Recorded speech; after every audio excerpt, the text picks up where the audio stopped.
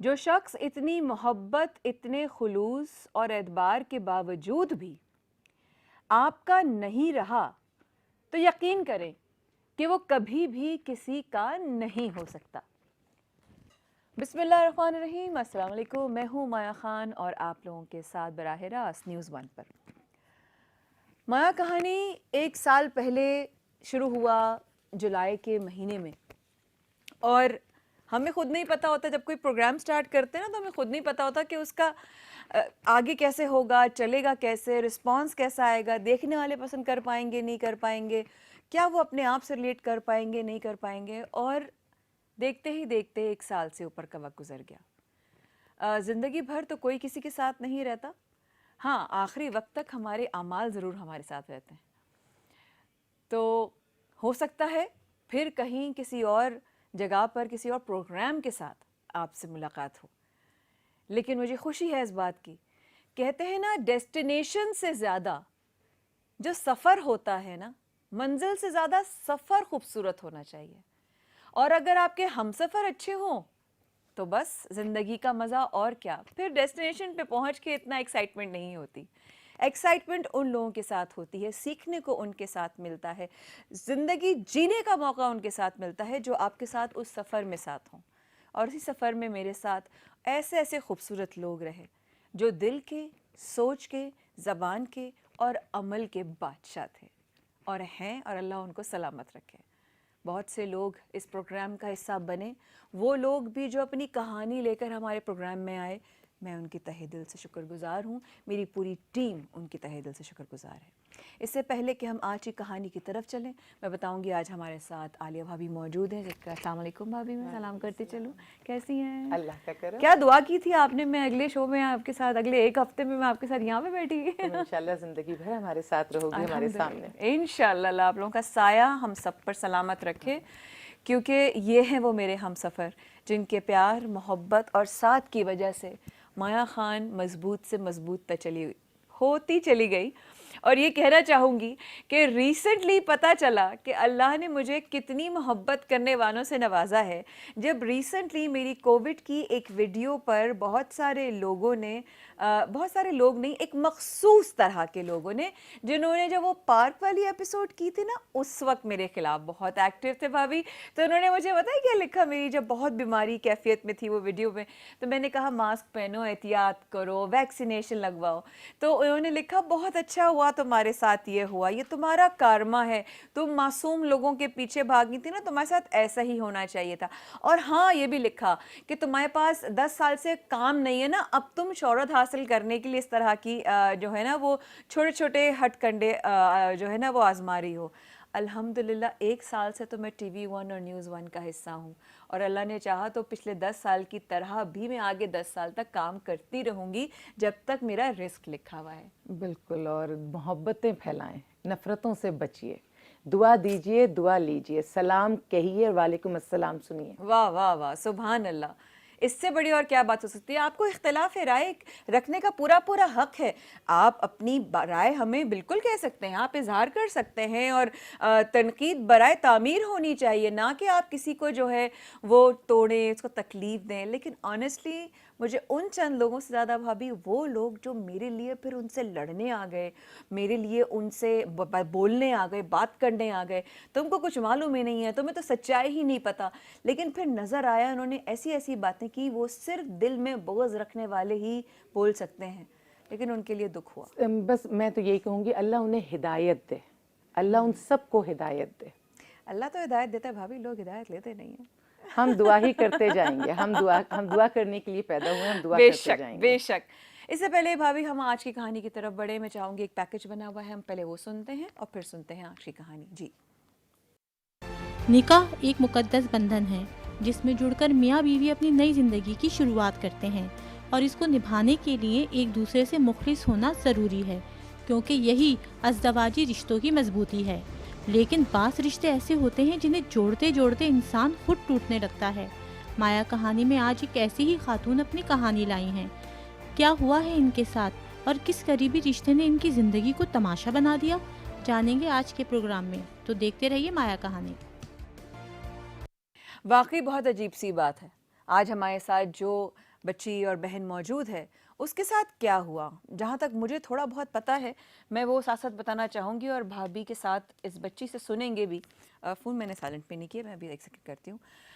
2 बच्चे हैं इनके, इस वक्त उम्र क्या है बच्चे आपकी? 26। पसंद की शादी की और हस्बैंड के साथ ससुराल आ गई। ससुराल वालों ने छोटी छोटी बातों पर तंग किया, मजबूरन हॉस्टल चली गई और रहने लगी। किराए के घर में भी नहीं, हस्बैंड कभी कभी मिलकर चला जाता हॉस्टल में ही। अच्छा, इसी दौरान 2 बच्चे भी हो गए। जॉब करती रही, हस्बैंड कोई खर्चा नहीं देता था। अक्सर लुबना को माफ कीजिएगा, अक्सर लुबना को ससुराल ले जाता था जहां इस पर तशद्दुद किया जाता था और जान से मारने की धमकियां दी जाती थीं। हस्बैंड का अफेयर किसी और लड़की से था। अच्छा, ये तो वो मुख्तसरन कहानी है जो मुझे बताई गई।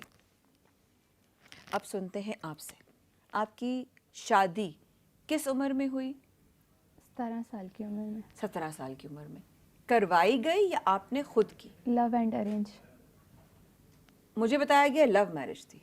जी, लव भी थी और नहीं। फैमिली में यानी कि आधे लोग मानते थे और आधे नहीं मानते। माँ बाप पसंद मानते थी। थे? वालदा मेरी थी और वालिद साहब नहीं मानते थे। वालिद साहब के ना मानने की क्या वजह बताई थी? बस वो नहीं मानते थे, वो कहते थे कि नहीं। मतलब नहीं होता ना, अक्सर बड़े कहते हैं कि तुम्हारे लिए सही नहीं है, जी, ऐसा या है। नौकरी नहीं करता, या ख़ानदान सही नहीं है, या उसकी कोई उसकी ज़बान अच्छी नहीं है। नहीं, वो गांव से थे और हम लोग शहर के थे, तो वो कहते आप रह नहीं पाएंगी, मुश्किल आप होगा, रह नहीं पाएंगी।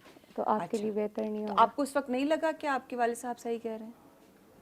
उस टाइम शायद नहीं लगा, अब फील होता है। अब फील होता है। जी 17 साल की उम्र में निकाह हुआ, जी। क्योंकि 18 साल की तो नहीं थी, बालिग नहीं थी, तो नहीं, निकाह ही लेकिन हुआ। हमारे यहाँ सब चल रहा है। अच्छा, हाँ, शादी रुखसती ही हो गई, शादी हो गई। शादी हो गई। शादी ओके, शादी हो गई। अब आप शादी होते ही कहाँ गए? मरी चले गए हम लोग। अच्छा, वो किसके खर्चे पे गए थे? मेरे घर वालों से, यानी कि शादी होके वो लोग मरी ले गए ससुराल ना, के लिए। ससुराल चली गई हाँ, ना सच मरी। लगी। तो मरी किसने खर्चा किसने उठाया? हस्बैंड ने उठाया? जी हाँ, अच्छा, हस्बैंड उन्होंने ने उठाया था। अच्छा बच्चे, तो हस्बैंड उठाया, मरी में बिल्कुल सब कुछ सही रहा? एक माह के लिए ठीक रहा अच्छा, 1 माह के लिए ठीक रहा। और फिर? उसके बाद वहाँ पे स्नोफॉल हुई, तो मेरे हस्बैंड ने कहा आओ आपको स्नोफॉल देखनी है तो हम चलते हैं बाहर खेल। हाँ। तो वहाँ पे जब छोटी थी तो समझ भी नहीं थी, तो खेलना शुरू कर दिया सबके साथ। नंदे थी, देवर थी, सब खेल रहे थे तो मैं भी खेलने लगी। हाँ। तो बाद में ससुर ने आके कहा कि नहीं ये क्या किया, क्यों लेके गए हो, बहू थी, फलां थी, यानी कि बहुत सारी उन्होंने बातें बनाई मुझ पे हाँ। कि क्यों उसको लेके गए हो। फिर नाराज़ हो गए और फिर कहा कि लेके चले जाओ, इसको निकालो यहाँ से। बहुत किसने बोला दी। ये? ससुर ने मेरे। हैं? अच्छा, ससुराल वाले भी साथ ही गए थे इनके साथ ये हनीमून वहीं पे पे? रहती थी और वहीं मरी घूमने नहीं गई थी। इन लॉज मतलब वहीं रहते थे। अच्छा, इन लॉज ही मरी में थे। वहीं के रिहायशी हैं। अच्छा। तो जब मतलब हुई स्नोफॉल इसने नहीं देखी होगी, तो गए सब, गई ये भी, लेकिन किसी को कोई मसला नहीं है। ये 17 साल की थी, लेकिन एक्ट इसको 30 साल की तरह करना चाहिए था, जैसे हमारे यहाँ बहुओं का होता है कि कम उम्र बच्चियों को ले तो जाते हैं, लेकिन वो समझते हैं होनी पूरी मैच्योर बहू हो गई तो पूरा घर और संभाल। ससुराल वाले इज्जत के साथ रुखसत करके लेके गए थे, शान से जी। रिश्ता भी लेकर आए थे। जी ठीक है खवातीन, हमें अर्जेंट एक कुछ टेक्निकल प्रॉब्लम की वजह से एक वक्फा लेना पड़ रहा है। हमारे साथ रहेगा, हम अभी गए और अभी आए। माया कहानी में आज एक 26 साल की बच्ची की कहानी है जो इस वक्त सारिम बर्नी वेलफेयर जो उसका सेंटर है बराए ख़वातीन, उसमें पनाह ली हुई है। क्यों पनाह ली हुई है, क्या इसकी कहानी है, क्यों इसके साथ 17 साल की उम्र में शादी हुई और आज 26 साल की उम्र में 2 बच्चों के साथ ही अकेली क्यों है, इस वक्त के बाद हमारे साथ रहिएगा।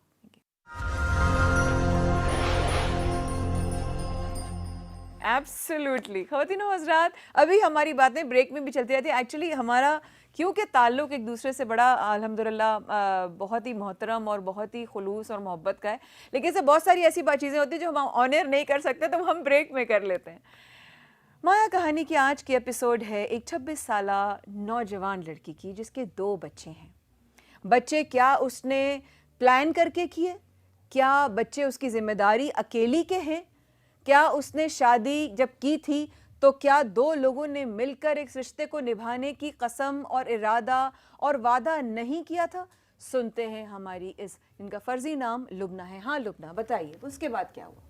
आप खेलना शुरू हो गई, उनको लगा कि शायद ये जो है वो 30 साल की होती, इसको मेच्योर होना चाहिए था। भाई बच्ची है, छोटी छोटी उम्रों में हमारी अम्मियों की और नानियों की शादियां होती थी तो वो बच्ची ही होती थी, छोटे ही होते थे।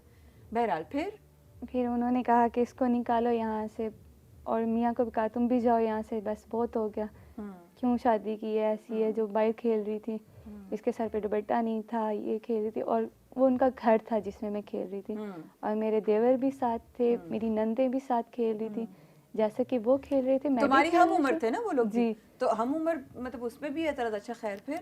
तो उन्होंने कहा कि क्यों, मुझे उस टाइम शायद कुछ पता नहीं था, या एज बहुत छोटी थी, हाँ। और उन्होंने इस बात लेके बहुत ज़्यादा वो किया। तो सास ने समझाया नहीं कि बेटा नहीं। ऐसे नहीं करते, मैच्योर हो जाते हैं, थोड़ा सा समझदारी से, कुछ नहीं समझाया प्यार से? नहीं, और जैसे ये सब कुछ जब मैं घर आई तो सब ने नाराज़ हो गए, वो जो मेरे साथ खेल रहे थे, जो मेरे साथ लगे हुए, तो खेल भी क्या रहे थे कि बस स्नोफॉल एक दूसरे के ऊपर, जैसे कि हल्का सा, तो उन्होंने इस बात पे पूरा घर नाराज़ हो गया, और मियाँ आके बाहर आ गए, घर से चले गए। और आप घर में थी? मैं घर में रही। अच्छा। उसके 3 माह तक इसी तरह चलता रहा, ना कोई बोलता था, ना कोई बात करता था। खाना मामू के घर साथ था, तो वो लोग खाना या आपके मामू? जी, अच्छा। तो उनके घर खाना वगैरह खाना, और बातचीत थोड़ी बहुत हो जाती थी, लेकिन काफ़ी उन्होंने मुझे इस तरह टॉर्चर करते रहे बातों से, मेंटली टॉर्चर करते थे, कोई कुछ कहता था, कोई कुछ कहता था।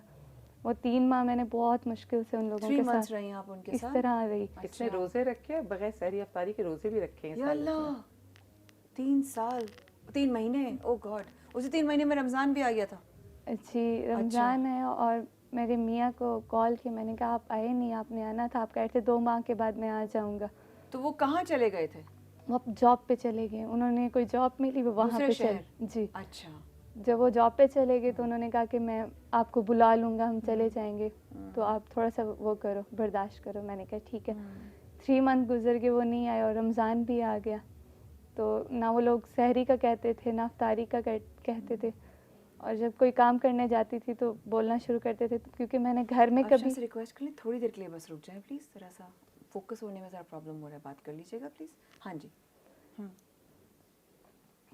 काम करना नहीं मुझे आता था, मैंने कभी घर में गिलास तक नहीं उठाया था अपना, और जब मैं सीखना शुरू किया कि थोड़ा बहुत काम करूं, साथ लगूं इनके, तो कहते थे अगर इस तरह की थी तो शादी क्यों की थी, तुम्हें कुछ नहीं आता था, किसने कहा था तुम्हें शादी, यानी बहुत सारी इस तरह की बातें करते, मेंटली टॉर्चर करते, ना फिर नंदे बातें करती थी और ना ही सास बात करती थी मुझसे, और मैं सबको कहती थी कि कोई बात करे, अकेलापन, मुझे ऐसा लग रहा था जैसे खा जाएंगे ये लोग, बहुत अजीब से थे वो। उस टाइम वो 3 मंथ गुजर गए, मैंने रोज़े भी रखे, उसमें 3 दिन मैंने ऐसे रोज़े रखे, प्लीज यार बात करें। 3 दिन रोज़े ऐसे ही रखे, और उन 3 रोज़ों में ना मुझे सहरी की और ना ही मैंने अफ्तारी की, लास्ट के थे। और फिर मेरा लास्ट में जब लास्ट रमज़ान था, तो मैंने उन्हें कॉल की, तो वो आए ना, और उसने कहा कि इस हद तक भी होता है कि अगर कोई अंदर पड़ा हुआ है तो उसे पूछना तक नहीं है कि आपने सहरी करनी है, आपने अफ्तारी करनी है। तो उन्होंने कहा नहीं, ये हमारी क्या लगती है, इसको ले जाओ, नहीं तो हम इसे मार देंगे। मेरा एक देवर है, उसको मिर्गी के दौरे पड़ते हैं, और वो कहता था कि अगर ये नहीं गई तो मैं इसको खुद मार दूंगा, अच्छा।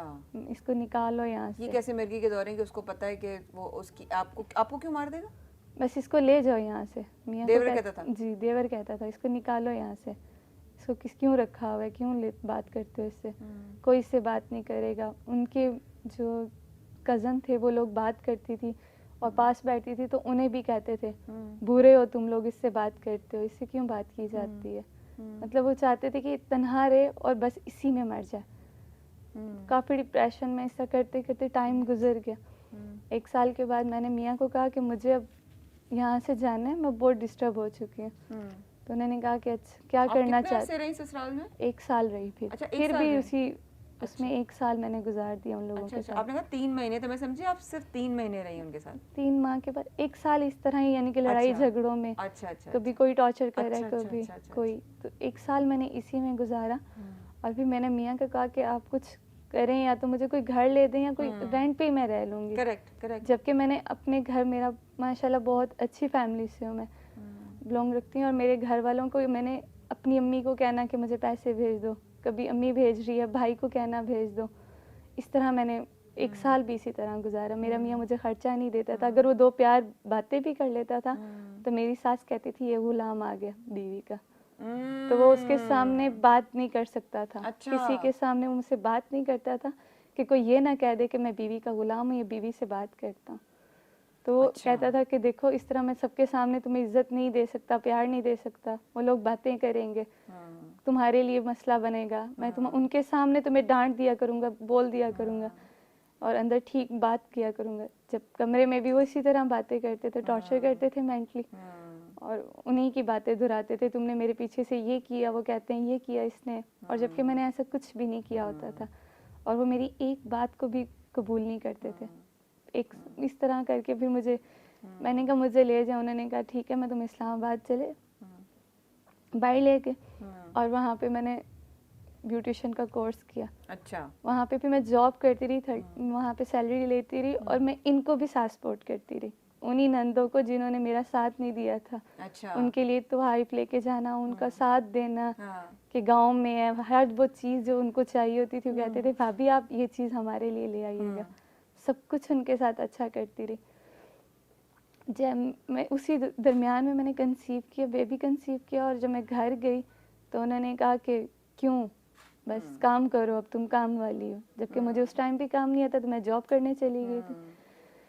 काम करती थी तो पसंद नहीं आता था, जो चीज़ साइड पे करती थी वो कहते थे ये उठा के इसने गायब कर दिया, पता नहीं कहाँ फेंक दिया, इसको काम भी नहीं करना आता, ये कैसे लड़की है। कोई भी काम करना, उनका ताना सुनना, इस तरह की करना। उसी दौरान मेरे फिर मिसकैरेज हो गया, काम के दौरान मेरा मिसकैरेज हुआ। फिर मैंने मियाँ को कहा नहीं इस तरह होगा। फिर उन्होंने वही चीज़ समझी हुई है कि बस इसको टेंशन देनी है, और टेंशन की वजह से मेरे 2 मिसकैरेज इस तरह हुए। फिर मैं जॉब करती थी, जॉब के भी 3 साल तक मैंने इसी तरह जॉब की।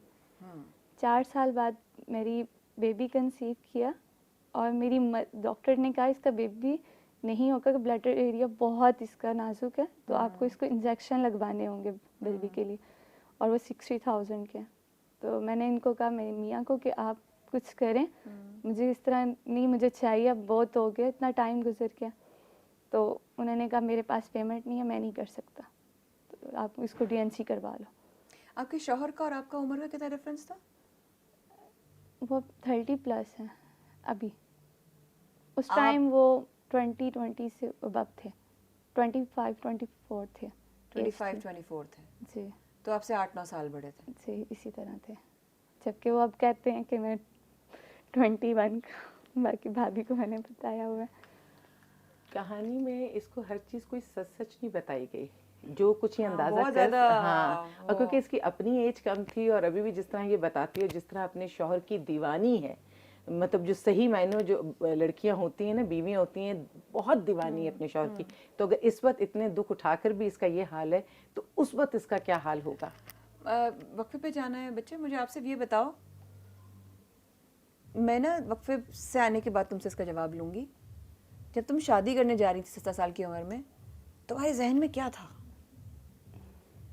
ठीक है, सोच के जवाब देना। इस वक्फे के बाद हमारे साथ रहिए, माया कहानी अभी तो जारी है।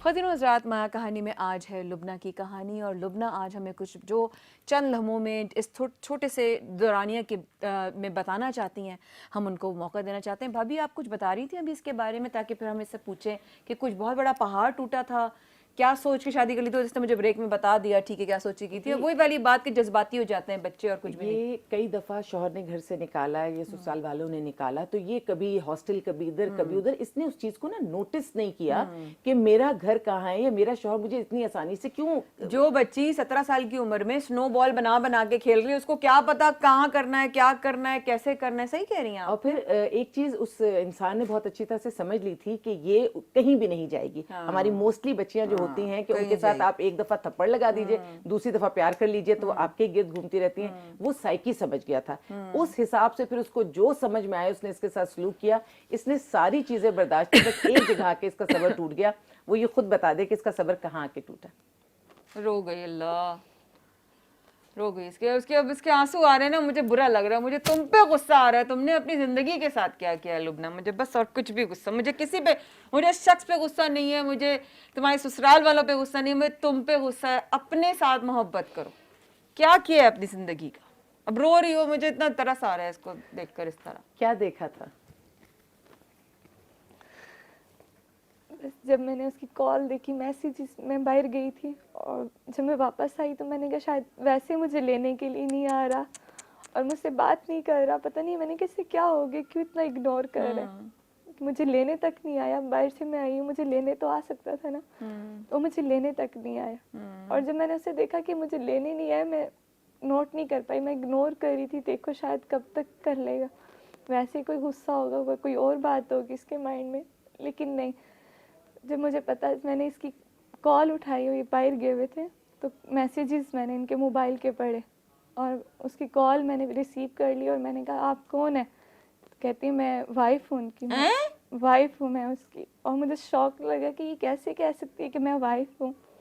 मैंने कहा मैं उसकी वाइफ हूँ, मेरे 2 बच्चे हैं, आप कैसे कह रही हो? फिर कहती है नहीं, मैं वाइफ हूँ और तुम जैसी औरतें बहुत देखी हैं और तुम घटिया और गंदी औरत हो, तुम्हारे पता नहीं जो उसके दिल में था उसने मुझे कहा।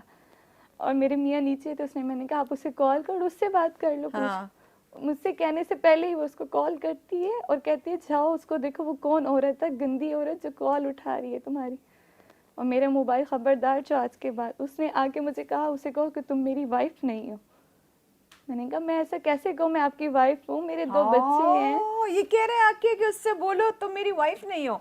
मैंने कहा मैं नहीं कह सकती, मेरे अंदर इतनी हिम्मत नहीं। मैंने कहा मैंने आपको हर बेगैरती जगह award जाता है बर्दाश्त ऐसे कर लोगों लिया, हर जगह पे, पर अब नहीं कर सकती इन बातों से। मेरे दूसरा बेबी कंसीव किया हुआ था, मेरी बेटी होने वाली थी और मुझे इन्होंने इतना मारा बहुत बुरी तरह और कहा तुम कहोगी। मैंने कहा मैं नहीं कहूँगी, आप इस बात पे तो आप मुझे मार लें, कोई बात नहीं। लेकिन वो लड़की बार बार टॉर्चर करती थी, कॉल्स करती थी और मुझे कहती थी तुम जैसी औरतें इसी तरह की हरकतें करती हैं, मैं फलां जगह। तुम्हारे से बाद में शादी की है या तो उससे बाद में शादी की है? उससे बाद में शादी, अभी 2 उसका ईयर तो हुआ है। डिक्लेयर भी नहीं है ना, उसका तो इसको समझ में नहीं आ रहा है किस किस्म का शादी भी कॉन्ट्रैक्ट है या नहीं। पैसे वैसे भी तो सकता है अब ना, वो लिए हो। जो भी किया है, क्योंकि ये बताती है डर कि रहा है ना उससे, तो पैसे वैसे लिए होंगे जब डर रहा होगा। ये ऐसी ही कुछ बात बताती है। जी, वो उसके पास पैसा भी है और मेरे पहले उसने मुझसे जितना खाना था खा चुका। अभी मेरी वालदा की रिसेंटली डेथ हुई है तो उसको पता चल गया कि अब इसके घर से पैसा नहीं आएगा। और जबकि उसके बावजूद मेरी फैमिली मुझे सपोर्ट कर रही है, मेरी बहन, मेरे भाई मुझे सब सपोर्ट करते हैं अभी तक। खुश नसीब हो। और उस खातून की डिवोर्स भी हुई हुई है, तो हमारे माशरे में जो एक ट्रेंड चला हुआ है ना, बहुत अच्छी बात है। डिवोर्स अगर है आप उसको भी निकाह में लें, आप बेवा को भी आप निकाह में लें, लेकिन अपनी बीवी को, अपनी पहली बीवी को, बच्चों की माँ को, उसको आप कह रहे हैं कि डिक्लेयर करो कि तुम मेरी बीवी नहीं हो। ये तो अजीब सी बात है। मुझे लगता है कि इस वक्त अपना दिफा औरतों को खुद करना पड़ेगा। बहुत सारे ऐसे सिलसिले चल रहे हैं कि 1 नहीं, 2 नहीं, 3 नहीं है, जितनी उनको समझ में आती है, लेकिन वो कॉन्ट्रैक्ट मैरिजेस होती हैं। तो उसमें मैं समझती हूँ, मैं तो खैर इतनी अजीम औरत को भी जानती हूँ कि जिसको जब पता चला कि जो झूठ बोल के मेरे पास आया था, तो उसने पहली बीवी और सौकन के सर पर हाथ रख के कहा कि अगर मुझे पता होता कि ये इंसान ऐसा है तो मैं इससे कभी निकाह भी ना करती। ऐसी अजीम औरतें भी मेरे ही मुल्क में पाई जाती हैं। तो अगर औरत ही औरत के साथ खड़ी हो जाए, और ये जो धोखा देने का एक रिवायत हमारे यहाँ चल पड़ी है कि चाहे मर्द हो चाहे औरत हो, इतने आराम से कह देते हैं। एक को कहते हैं मैंने पहली नहीं की, दूसरी से कहते हैं तीसरी नहीं की। मतलब किस किस्म का झूठ है? आप जो करना चाहते हैं, आप 4 निकाह करना चाहते हैं आप करें, लेकिन क्या आप 4 को रख के बैलेंस कर सकते हैं? एक के सर से चादर उतारते हैं और दूसरे के सर पर चादर आप डालते हैं। तो मुझे यही लगता है कि हमारी औरतों को स्टैंड लेना चाहिए। अपने घर में किसी मर्द को लाने के लिए किसी दूसरे के घर का महरम ना छीनिए। एक बेवफा शख्स के साथ जिंदगी गुजारने से कहीं बेहतर है कि एक बावफा शख्स की याद में जिंदगी गुजार दी जाए। जिसकी फितरत में बेवफाई है वो बेवफाई करके रहता है। जो किसी और के साथ वफा नहीं कर सकता वो आपके साथ वफा कैसे करे? और बार बार हम सुन रहे हैं कि निकाह के लिए बात की जाती है, हम भी कहते हैं, इसलिए कहते हैं कि अल्लाह का हुक्म है, लेकिन खुदारा पूरी आयत को सुनाएं ताकि जो महरम बनने का शौक रखते हैं उन्हें ये पता हो कि एक एक दो दो तीन तीन चार चार करो, अगर तुम इंसाफ कर सकते हो बैलेंस और जो कि वेरी तुम नहीं कर सकते तो फिर एक पर इत्तेफाक करो। बिल्कुल। आप बच्चों को देखिए, अभी इसके जो 2 बच्चे हैं जिस तरह से शेल्टर होम में बैठे हुए हैं, अच्छा क्योंकि कॉन्ट्रैक्ट मैरिज में ना ये भी नहीं पता चलता कि ये मैरिज है नहीं है, कितने दिन चलेगी, कितने दिन इनकी डील रहेगी, तो ना तो ये समझ पा रही है कि मुझे इस शख्स को छोड़ना है, ना ये समझ पा रही है मुझे इस शख्स के साथ रहना है। और मैं कहती हूँ वो जो खातून है, जो दूसरी खातून है, वो कैसे सोच रही है कि जो 2 बच्चों की माँ को छोड़ सकता है वो इसके साथ बहुत ज्यादा वफादार है। एग्जैक्टली वो नहीं करेगा। मैंने शिकायत किस बात की? तो औरतों को जो कहते हैं ना औरत औरत की दुश्मन है, तो मैं तो कहती हूँ कि इस वक्त आपको जो सेल्फ डिफेंस करना है वो करना यही है कि आपने पहचानना है कि कौन सा मर्द अच्छा है, जो अच्छा है उसको वेलकम करना है, और जो मर्द जिंदगी में अच्छा नहीं है या आपको आके सिर्फ वो लारे दे रहा है। कितनी बच्चियों के साथ ज्यादतियां होती है, हम शादी करेंगे और ले जाके ज्यादती होती है। 2 सहबाब भी बैठे होते हैं घरों में। तो ये जो लड़कियों के जहन में हम पैदा होते कहते हैं ना शादी लड़की की बहुत जरूरी चीज है, लेकिन इतना ना उनके जहन में डालिए कि वो इसमें धोखे में आ जाएं या फैंटेसी में आ जाएं या अपनी जिंदगी के लिए फैसला ही ना कर सकें। और जो ज्यादा शादियां करना चाहते हैं जरूर करें, लेकिन इंसाफ के साथ करें। आबाद है ऐसी बच्चियों से। एग्जैक्टली। अभी 2 बच्चे इसके अभी बात करते भाभी, मैंने एक जगह अब इसको तस्दीक इसकी भी करवानी पड़ेगी हमें। किसी ने कहा कि शौहर की दूसरी, तीसरी या चौथी शादी का कंफर्म करने के लिए इनकलाबी इकदाम अभी अपने शौहर का CNIC तारीख अजरा के साथ 8009 पर मैसेज करें और जाने के शौहर के नाम से कितनी बीवियां आ रही हैं। और कानूनन एक मर्द जब तक पहली बीवी से इजाजत नहीं लेता, रिटन इजाजत नहीं लेता, वो दूसरी शादी नहीं करता। अगर रिटन इजाजत के बगैर वो दूसरी शादी करता है तो वो कानून की गिरफ्त में आ सकता है, उसको सजा भी हो सकती है और उसे जुर्माना भी हो सकता है। लेकिन करते क्या है मर्द हजरात, अगर तुम कहीं खड़ी हुई कोर्ट कचहरी में, तुमने मुझ पर केस किया तो मैं तुम्हें तलाक दे दूंगा।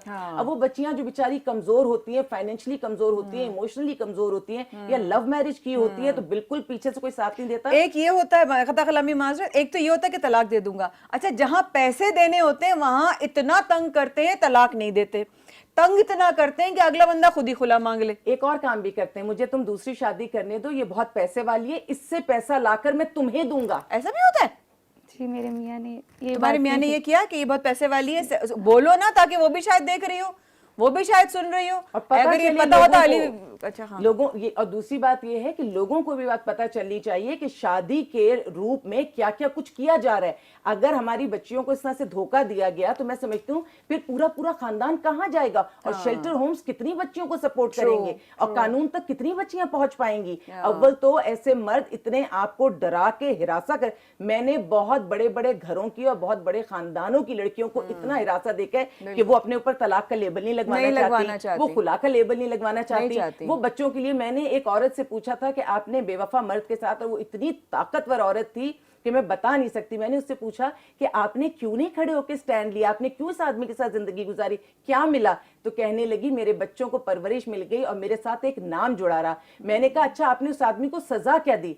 उन्होंने कहा मैंने अपने शौहर को अपनी नजरों से गिरा दिया था, और जिस इंसान को नजरों से गिरा दिया जाए फिर उसको कहां गिराया जाएगा। तो इस किस्म की एक मैच्योर सोच के साथ औरतें जिंदगियां गुजारती हैं, लेकिन ये भी वो औरतें होती हैं जिनके पास वसाइल होते हैं। लेकिन भाभी ये तो मोहब्बत करती है आज भी ना, इतने धोखे देने के और देखने के और अपनी आंखों से देखने, सुनने और खुद एक्सपीरियंस करने के बाद भी ये छोड़ना नहीं चाहती उसको। इसकी एक दोस्त है जिसने ये, और मैं ये कतई नहीं कह रही, मैं आपको करेक्ट करूंगी, कल को ये कोई ना कहे प्लीज, मैं ये नहीं कह रही छोड़ दे, मैं बिल्कुल इस चीज के हामी में नहीं हूं कि घर तबाह हो, लेकिन जिस जुल्म से, जिस धोखे से, जिस गुनाह के साथ इस बेचारी को सबने गुनाह कमा के इस बेचारी के ऊपर जुल्म के पहाड़ तोड़े, मैं इसलिए कहती हूँ कि अब ये इसके घर वाले क्या कहते हैं बता दो सबको। मेरे घर वाले कहते हैं कि बस छोड़ दो, अभी से अपनी जिंदगी बनाओ, बहुत अभी भी तुम्हारी एज नहीं है, तुम अपने बच्चों को पाल सकती हो, कमा सकती हो, अपने पाँव पे खड़ी हूँ। क्या करना चाहती है इसकी भाभी? बहनें भाई सब इसको ये कहते हैं, लेकिन मेरी सोच ये है कि घर नहीं टूटना बेशक चाहिए, नहीं टूटना चाहिए। लेकिन धोखे की जिंदगी इसको नहीं जीनी चाहिए। इसको मियाँ के साथ बैठ के जो इसने फैंटेसी आज भी बनाई हुई और उसने जो ये छुप के शादियों के सिलसिले रखे हुए, हकीकत पसंद वो तो हो सकता है, आपकी बात आपकी काटी, लेकिन हकीकत पसंद शायद ये नहीं है। ये नहीं है ना, ये नहीं है। तो इसको कम से कम इतनी अवेयरनेस, तो घर बसाए, उसी शौहर के 2 बच्चे हैं, उनके साथ रहे, लेकिन बैठकर बात करे कि मैं तुम्हारी बांदी नहीं हूँ, तुम्हारी बीवी हूँ। और दूसरी बात और बराबरी करो दोनों में। उसका तो भी पता ही नहीं है ना शादी के। और तीसरी बात ये है कि मैं समझती हूँ कि नाम, सिर्फ अपना नाम और 2 वक्त की रोटी के लिए औरत से इस तरह न खेलिए। इसके बाद क्या कहूँ वाकई में, कि सिर्फ इसलिए कि उसको नाम दिया है और 2 वक्त की रोटी दे रहे हैं तो आप उसके तमाम जज्बात का उसको चिकनाचूर कर दें, उसको निचोड़ दें, उसको उसके वजूद को ही ख़त्म कर दें, वो सिर्फ एक चलता फिरता फीमेल जेंडर बन के रह जाए। ऐसा ना करें, क्योंकि पकड़ शायद यहाँ पर इतनी ना हो, लेकिन वहाँ पकड़ भी होगी, वहाँ पर इंसाफ भी होगा, वहाँ सज़ा भी मिलेगी, क्योंकि अल्लाह के इंसाफ से कोई नहीं बच सका है, ना बच सकेगा। ये हमारा ईमान है। लोगों ने कहा कारमा, आपका कारमा है। अरे बेशक मेरे कर्म मेरे आगे आएंगे, मेरे तो आएंगे, तो क्या आप बच जाएंगे? इसके तो आएंगे, तो क्या इसका शौहर बच जाएगा? माया कहानी हो सकता है, अगर हमने सुना है पीडीएम का कल जलसा है, अगर कल जलसा माया कहानी के टाइम पर हुआ तो आपसे इजाजत, दुआओं की दरखास्त, और इंशाल्लाह फिर एक अच्छे और एक बेहतर प्रोग्राम के साथ आपकी खिदमत में हाजिर होने के लिए दुआओं की दरखास्त। और अगर इंशाल्लाह कल लाइव हुआ तो कल इंशाल्लाह एक यादगार हमारा माया कहानी का एपिसोड होगा। अपना बहुत ख्याल रखिएगा, आपकी दुआओं का बेहद शुक्रिया। माया खान इंशाल्लाह बस कुछ ही लम्हों और कुछ ही अरसे के लिए साइन ऑफ। Allah Hafiz.